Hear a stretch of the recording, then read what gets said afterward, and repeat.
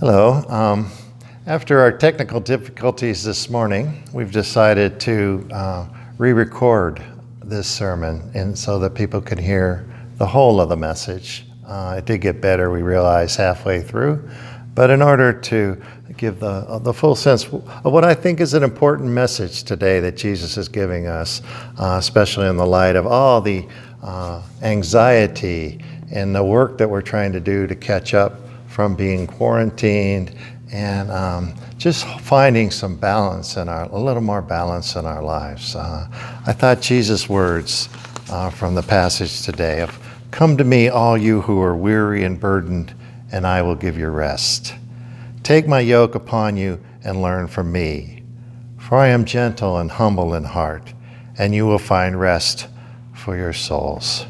For my yoke is easy and my burden is light." So it's the same message this morning, but we had the technical difficulties, but it's in a different key, maybe a little bit more in keeping with Jesus' message in a more relaxed format. Jesus says, "Come to me, and I will give you rest." The author Evelyn Underhill said, "We spend our whole lives conjugating three verbs: to have, to want, and to do." But then she goes on to say the essential verb is to be. Jesus' invitation to come and rest is countercultural today as it was back then and all the years in between. That Jesus is just coming, saying, just come and be. Let go and be. There are two parts to Jesus' invitation then. The first part is come to me. The heart of our faith is this loving invitation by Jesus, who embraces us, who welcomes us, especially when we're tired and overburdened. Note, he's not saying, come to me when you've got it all together. He's not saying, come to me when you've figured it all out and you know the meaning of life, or you have a strong biblical and theological foundation, then you can come to me. Because it's not how much we've done in the name of Christ. Our faith is about deepening our relationship with him, about drawing closer to him. Our faith is not a reward for a job well done. And sometimes the irony of faith is when we feel most scattered, most out of control, most overburdened, most tired, may be the times when we draw closest to God. And I will give you rest. Notice he doesn't say, I will give you a mission to accomplish. I will give you more to do. The rest, the one who calls his disciples to go out and preach and teach and baptize, is also the one who says, come to me and rest. So there's a necessary balance here between rest and work. Abraham Lincoln said, give me 6 hours to chop down a tree, and I will spend the first 4 sharpening the saw. Suppose you're walking in the woods and you come upon someone who's feverishly working to saw down a tree. What are you doing, you ask? In the sense, guys, can't you see I'm sawing down this tree? You look exhausted. How long have you been at it? Over 5 hours, he says, and I'm beat. This is hard work. Well, why don't you take a break for a few minutes and sharpen your saw? I'm sure it would go a lot faster. And the man replies, I don't have time to sharpen the saw. Can't you see I'm too busy sawing? I think that's a good word for us, that sometimes we're too busy practicing our faith. Times we're too busy working, and we don't have time to stop and rest and revitalize so that we can work more efficiently. The rest Jesus is talking about is not just stopping from the grind of physical work. He's talking about the rest needed for mental and emotional exhaustion that comes with the stresses and strains of life. He's reminding us to let go and let God. Coming to Jesus when we are tired and overburdened is an essential step of faith, because we accept our need for God's power and accept our own personal limits to that power. But let's be honest, surrender is not a good word in our culture. It implies failure. It implies defeat. I couldn't make it on my own, so I turn to God. I must not surrender, because if I surrender, I'm admitting failure. And this is where Jesus then talks about rest, and then he switches it to take my yoke upon you. The yoke Jesus most likely is talking about is the harness where on oxen we're fitted to pull a cart or a plow. And typically there was one yoke for 2 oxen. 2 can pull more than one, and when 2 shared the load together, they support one another. So here Jesus is saying, let me work with you. Let me help you.